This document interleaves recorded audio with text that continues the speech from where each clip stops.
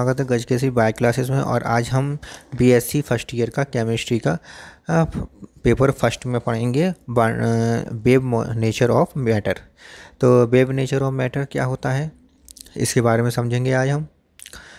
सबसे पहले समझते हैं कि फ़ोटो इलेक्ट्रिक इफेक्ट जो दिया था। फ़ोटो इलेक्ट्रिक इफेक्ट का मतलब क्या होता है कि जो लाइट है फ़ोटो इलेक्ट्रिक इफेक्ट में जो लाइट होती है, लाइट रेडिएशन के रूप में देखी जाती है कि लाइट रेडिएशंस होती हैं। तो लाइट रेडिएशन जो होती हैं वो पार्टिकल का भी उनके अंदर पार्टिकल नेचर भी पाया जाता है। ये हम पहले से ही जानते हैं, फिजिक्स में भी हम पढ़ चुके हैं कि लाइट रेडिएशंस होती हैं, उसमें जो रेडिएशंस होती हैं इनमें वेव नेचर होता है और इनके में पार्टिकल नेचर भी पाया जाता है। तो हम फिजिक्स में हमने ये पढ़ा है कि लाइट में वेव नेचर भी पाई जाती है और पार्टिकल नेचर भी पाया जाता है। तो कुछ फिनोमेनन्स होते हैं जैसे कि इंटरफेरेंस है, देखिए जैसे कि इंटरफेरेंस है, डिफ्रैक्शंस है, पॉलराइजेशन है। तो ये जो है फिनोमेनन्स लाइट के वेव नेचर के कारण ही इसे हम इन फिनोमेनन्स को डिस्क्राइब कर सकते हैं। ऐसे ही कुछ फिनोमेनन्स होते हैं जैसे कि फोटो इलेक्ट्रिक इफेक्ट है, कम्पटन इफेक्ट है और ब्लैक बॉडी रेडिएशंस हैं। ये जो फिनोमेनन्स होती हैं लाइट के पार्टिकल नेचर पर आधारित होते हैं। पार्टिकल नेचर द्वारा ही इन फिनोमेनन को हम डिस्क्राइब कर सकते हैं। तो कुछ फिनोमेनन्स होते हैं जो पार्टिकल नेचर पर, लाइट के पार्टिकल नेचर पर आधारित होते हैं और कुछ वेव नेचर पर आधारित होती हैं। इस कारण हम कह सकते हैं कि लाइट जो है वो वेव भी होती है और जो वेव के रूप में होती है इसमें पार्टिकल नेचर भी पाया जाता है। डी ब्रॉगली ने ये बताया कि लाइट जो होती है उसमें वेव नेचर भी होती है और पार्टिकल भी होता है। ऐसे ही संसार के सभी मैटर्स में, सभी पदार्थों में वेव भी होती है और पार्टिकल नेचर, दोनों में नेचर पाए जाते हैं। इसका मतलब क्या है, जो नेचर होती है वो है सिमेट्री नेचर, जो सिमेट्री रखती है। मतलब सभी मैटर्स में, सभी लाइट हो चाहे कोई भी किसी भी प्रकार का मैटर हो, सभी में ये सिमेट्री तो पाई जाती है कि हर एक में वेव होगा, उसमें पार्टिकल नेचर भी होगा, जो पार्टिकल होगा उसमें वेव नेचर भी होगा। तो दोनों चीज़ें होती हैं। तो ये इसका मतलब हम कह सकते हैं, डेविड ब्रॉगली ने इसका में कहा, एक बात बताई कि नेचर हैज़ सिमेट्री, नेचर में सिमेट्री रखती है। मतलब हर चीज़ में, नेचर में हर चीज़ में सिमेट्री रहती है। पार्टिकल हो तो उसमें वेव ज़रूर होगी और वेव हो तो उसमें पार्टिकल नेचर ज़रूर होगा। ठीक है। तो जो मैटर होता है वो कैसा होता है, वो पार्टिकल होता है। मैटर जो होता है वो जैसे कि पेन पेंसिल है, तो ये मैटर है, तो ये पार्टिकल्स के रूप में है। इनमें भी वेव्स पाई जाती हैं, वेव नेचर इनमें भी पाया जाता है। इसका मतलब है कि जो इक्वेशन, इसकी हम डेफिनेशन दे सकते हैं कि every moving particle has a wave associated with its. इसके साथ वेव एसोसिएट होता है, वेव नेचर भी इसके साथ एसोसिएट होता है। प्रत्येक मूविंग पार्टिकल में, जो भी मूविंग पार्टिकल है उसके अंदर वेव नेचर भी एसोसिएट होता है। तो ये कैसे इन्होंने बताया कि जैसे कि कोई पार्टिकल है, वो पार्टिकल अगर मूव कर रहा है तो उसके सराउंडिंग में वेव्स मोशन चल रही होती हैं, उसके चारों तरफ वेव मोशन जरूर होती हैं। तो वेव्स जो होती हैं इसके चारों तरफ होती हैं। जैसे ही मूविंग करता है ये पार्टिकल्स के चारों तरफ मूविंग वेव्स बन जाती हैं। ये वेव्स उस पार्टिकल को घेरे रहती हैं।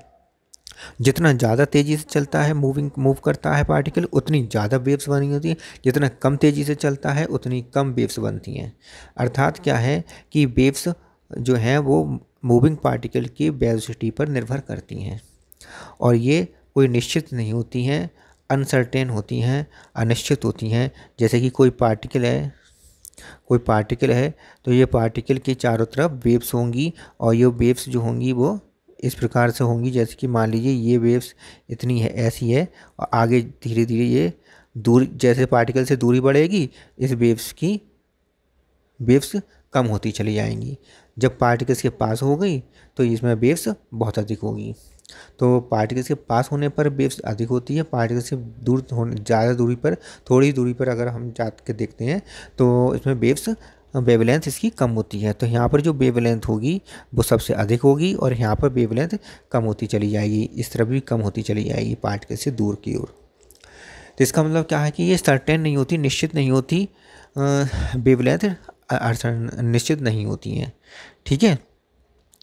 लेकिन मूविंग पार्टिकल है तो उसमें वेव एसोसिएट जरूर होगा, वेव उसके अंदर जरूर होगी। तो ये प्रत्येक पार्टिकल्स के चारों तरफ वेव्स, प्रत्येक पार्टिकल जो है वो अपने चारों तरफ वेव्स द्वारा घिरा रहता है। तो इसलिए हम कह सकते हैं कि every moving particle has a wave associated with its, waves इसके साथ एसोसिएट होती है, मतलब वेव्स के द्वारा ये चारों ओर से घिरा हुआ होता है, इसके चारों तरफ वेव्स पाई जाती हैं। अब हम इसे डी ब्रॉगली के इस नियम को जो इक्वेशन उन्होंने दी है उसको हम देखते हैं किस प्रकार से देख सकते हैं। फोटोन के माध्यम से देख सकते हैं कि फोटोन की एनर्जी के माध्यम से, कि मान लीजिए कि फोटोन की जो एनर्जी है वो क्या है, ई बराबर एच न्यू। एच क्या है, प्लैंक्स कांस्टेंट, और न्यू क्या है, फ्रिक्वेंसी है। अकॉर्डिंग टू आइंस्टीन, आइंस्टीन ने क्या बताया था कि ई बराबर एम सी स्क्वायर, ये उन्होंने इक्वेशन दी थी। तो इस प्रकार हम देख सकते हैं कि ई की एक स्थान पर हम क्या रख दें, एच न्यू रख दें, और एम सी स्क्वायर तो है ही, H new equal to M C square हो जाएगा। और ये न्यू क्या होता है, सी अपॉन लेमडा, तो इसलिए H equal to C upon lambda into M C square. इस प्रकार हम देखते हैं कि lambda equal to H upon M C हो जाएगा। If the velocity of matter U, यदि जो मैटर का जो वेलोसिटी सी की जगह पर यू हो, सी क्या है, सी है प्रकाश की चाल, velocity of light,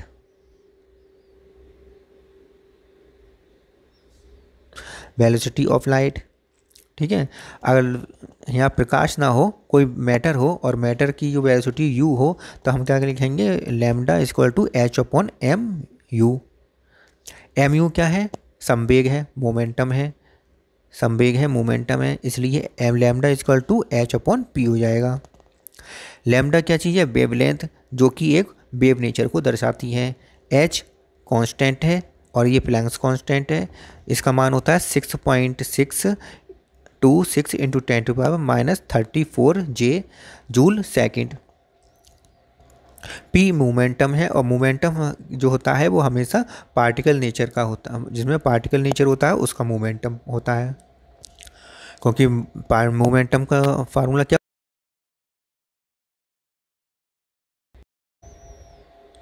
P equal to M U या एम बी। तो एम जब द्रव्यमान होगा, वेलोसिटी होगी, तभी तो कोई पार्टिकल होगा, तभी तो उसका द्रव्यमान होगा। इसलिए हम कह सकते हैं कि जो मोमेंटम है वो हमेशा पार्टिकल नेचर में होता है, और वेवलेंथ जो होती है वो वेव नेचर में होती है। इसलिए इस फार्मूले जो डी ब्रॉगली का जो डी ब्रॉग का जो फार्मूला है, इसमें मोमेंटम वो वेव नेचर और पार्टिकल नेचर दोनों को दर्शाया है।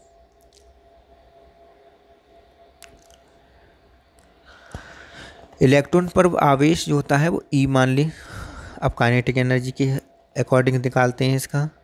अब इलेक्ट्रॉन पर जो आवेश हो वो ई मान लें, और एनर्जी जो होती है इलेक्ट्रॉन पर मूव करने की वजह से, मूवमेंट की वजह से, तो वो एनर्जी होगी वी ई होगी।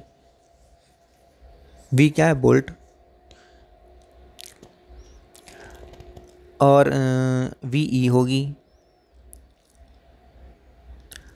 Kinetic energy. देखिए काइनेटिक एनर्जी का सूत्र क्या है, 1/2 एम बी स्क्वायर, और हाफ एम बी स्क्वायर बराबर वी ई हो जाएगा।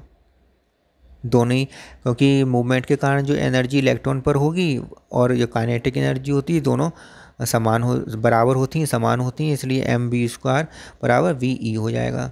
तो वी का मान जो आएगा निकल के √2 वी ई अपॉन एम आ जाएगा। v का मान डी ब्रॉगली में समीकरण में रख लें। अगर इस v का मान डी ब्रॉगली की जो समीकरण है lambda H upon M V उसमें रख लें, तो h और v की स्थान पर रख दिया √2 वी ई अपॉन एम। इस प्रकार जो हो जाएगा h upon √2 V E M. इसमें अगर इलेक्ट्रॉन को हम 100 वोल्ट दें, 100 वोल्ट इलेक्ट्रिसिटी दें उसे, और इलेक्ट्रॉन का जो मास हो वो क्या हो जाएगा, मास क्या होता है 1.602 इंटू 10⁻⁻19 कूलाम, ये चार्ज हो गया इसका। और मास जो होता है 9.10109 इंटू 10⁻⁻31 किलोग्राम। अब ये सारे मान जो हम इसमें रख दें, फार्मूले में रख दें, इस फार्मूले में रख दें, तो क्या निकल के आएगा, लैम्डा का मान निकल के आएगा 1 इंटू 22 इंटू 10⁻⁻10 मीटर, या फिर 1.22 एंगस्ट्राम। और ये 1.22 एंगस्ट्राम जो है ये मीजरेबल है, ये वेवलेंथ नाप चेक करने के लिए ये मीजर किया जा सकता है। इसलिए जो एक्सरेज होती हैं, एक्स किरणें, उनकी लेंथ भी इसी क्रम में होती है। तो इससे सिद्ध होता है कि ये जो इक्वेशन है, डी ब्रॉग की जो इक्वेशन है वो उसका सत्यापन हो जाता है।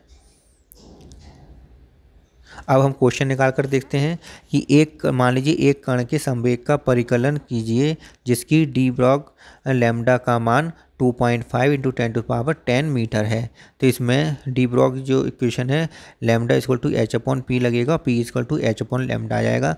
h का मान दिया हुआ है, प्लैंक्स कांस्टेंट का मान तो पता ही है, और लैम्डा का मान रख दें तो इसका जो आंसर निकल के आएगा वो 2.64 into 10⁻⁻24 kilogram m second inverse होगी। दूसरा क्वेश्चन देखते हैं। एक इलेक्ट्रॉन, एक अल्फा पार्टिकल और एक प्रोटॉन की काइनेटिक एनर्जी समान है, तो इसको डी ब्रॉग लैम्डा के घटते क्रम में रखिए। तो इसमें क्या है, लैम्डा इक्वल टू 1h/2mk होता है। इसका मतलब क्या है कि k जो है दोनों में समान है, h कांस्टेंट है और 2 कांस्टेंट है, इसलिए लैम्डा समानुपाती 1/√m होके हो जाएगा। जब इस प्रकार क्या होगा कि जिसका द्रव्यमान कम होगा उसका लैम्डा ज़्यादा होगा, जिसका द्रव्यमान ज़्यादा होगा उसका लैम्डा, जिसका मास ज़्यादा होगा उसका लैम्डा कम होगा। तो लैम्डा के घटते क्रम में रखना है, तो ये देखना है कि जिसका मास ज़्यादा है उसका लैम्डा कम होगा। तो आप देख लीजिए, इलेक्ट्रॉन, प्रोटॉन और एल्फा कण में इसका मास कितना है, एल्फा का 4 AMU, प्रोटॉन का है 1 AMU, इलेक्ट्रॉन का है 1/1837 AMU। इतना सबसे कम इलेक्ट्रॉन का है तो इसका लैम्डा सबसे अधिक होगा। प्रोटॉन का 1 AMU है, मध्य में है तो इसे मध्य में होगा। और सबसे ज़्यादा है